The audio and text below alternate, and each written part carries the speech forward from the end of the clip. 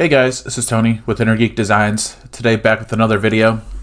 Today I want to talk about a little bit about exporting in Affinity and how to export to a PDF, specifically when we're talking about exporting to a PDF for print. This is something a lot of designers have to do, especially when you're working for print. Most print shops will either take one of two file formats. Majority, 99% of the time, they will accept a PDF. Most are looking for an editable PDF in case there's stuff they have to make the colors correct or anything. Some will take a package file, but almost all of them will take a PDF. Exporting in general Affinity is a little bit of a understanding and a little bit of a learning curve, but let's walk through it. Let's walk through what it looks like to export and what it looks like to export out of a PDF and what settings you want to choose, especially when you're looking to print. If you like this, if you learned something, like and subscribe, and let's just hop into it. Alright, so here we are with Affinity. I got my business cards right here. As you can see, we got it set up with bleed. We got our margins all set up, everything like we should. If you want to learn more about how to design a business card, hit the card up below and learn about how to design a business card and some tips and tricks for that. So now that we got this set up, how do we export this?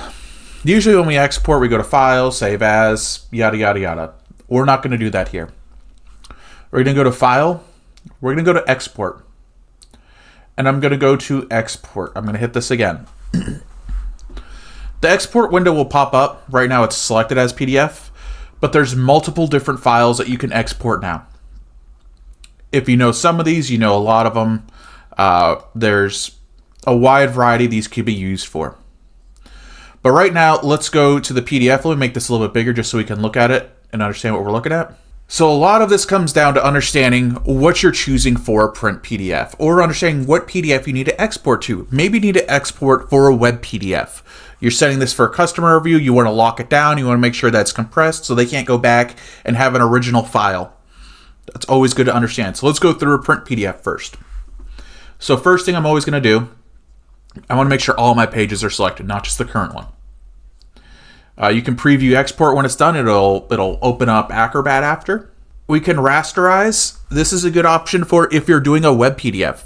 You could choose rasterize everything or unsupported properties. I'll choose nothing on this. It's all vector in here, so it's going to be a little bit lightweight already on its own. That's the good thing about vector. We're going to download sample images. I'm doing this for print. I don't want to down sample anything. Allow JPEG compression. I don't want to do that for print. Compatibility. This could be a wide version of things. I always just choose the most current one. This goes into detail about PDFs and understanding what compatibility is, what features each one has, yada, yada, yada. Color space, print, CMYK. If you do anything different, I will find you and smack your hands like a nun on Sunday school. The color coded, we can just use document profile. This is not going to be drastically important unless you're doing color correction and color specific stuff and you have to have a color chart and everything. We don't need it embed. We can convert images to color space. Yes, we can honor spot colors. Check that yes, especially if you're doing something with a cut contour or a die cut or something like that. Learn how to make a spot color in Affinity with the eye above. Overprint black. Check this. Include hyperlinks. This is a web thing. You don't need to have this if you do not have if you're creating a print. Include bookmarks. Not necessarily needed with a print document. Include layers. Yes, have this checked. This specifically also comes in handy again. If you're doing cut contour, you want to keep those layers. We're going to include bleed for a print document. I want to have a talk about print markers. I believe by default this is selected on Affinity. This is what it looks like. Print markers are something that some printers need, some do not. Print markers are more used when we're talking about overset printing or offset printing.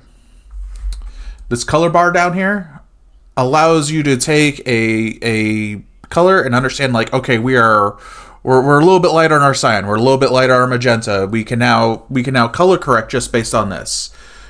These allow you to see your crop marks. These allow you to do registration to make sure front to back's good. If you're doing digital, shut these off. Honestly, most of the time printers just want bleed. This is because they will have their RIP software do all this if they need it. Some don't need it. Some just need crop marks. Some need registration marks. Some need other stuff. I would always give to a printer a document just with bleed.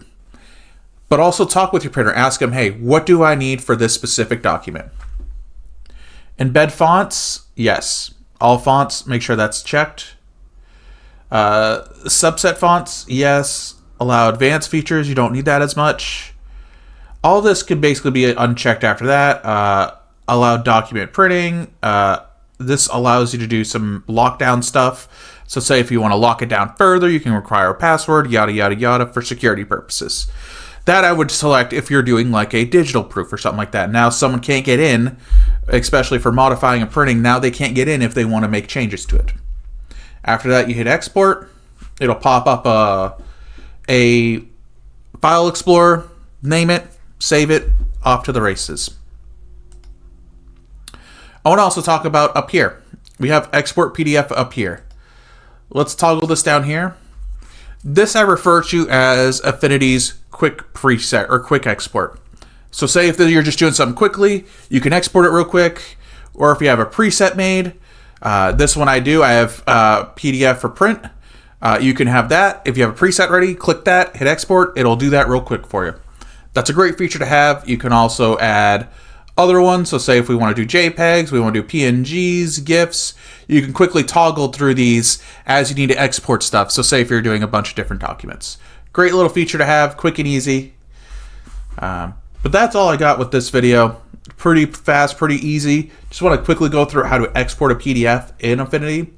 If you like this, if you learned something, like and subscribe. I'll see you guys next one. Bye.